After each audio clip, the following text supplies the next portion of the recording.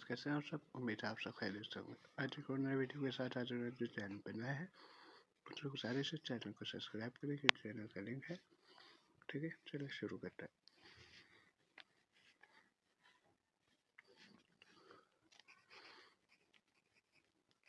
States का question है।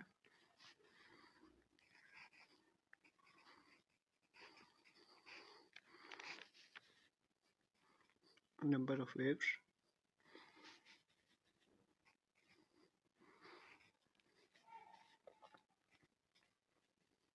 (10c5) multiplied by 5c1 multiplied by c1। इसमें बताना है कि 10 फुटबॉल गेम खेले हैं कॉलेज वालों ने,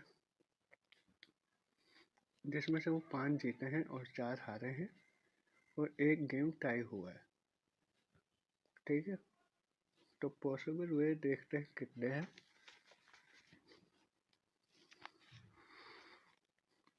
कैलकुलेटर से इसको फाइंड करेंगे। इसका आंसर आया 252 मल्टीप्लाई बाय अब 5c1 मालूम करेंगे। इसका आंसर 5 आ रहा है और इसका 1। इनको मल्टीप्लाई करेंगे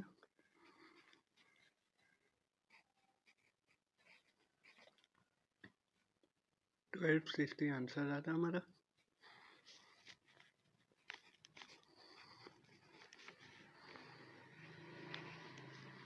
The required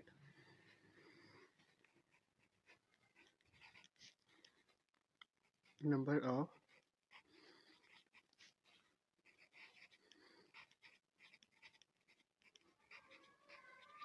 possible ways is 1260।